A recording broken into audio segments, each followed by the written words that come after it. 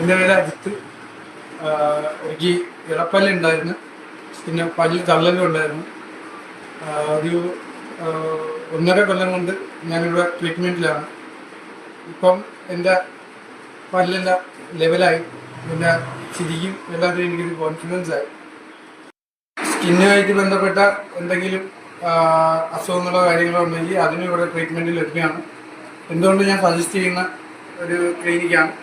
നിങ്ങൾക്ക് എന്ത് പ്രശ്നമുണ്ടെങ്കിലും ഇവിടെ വന്ന് ജസ്റ്റ്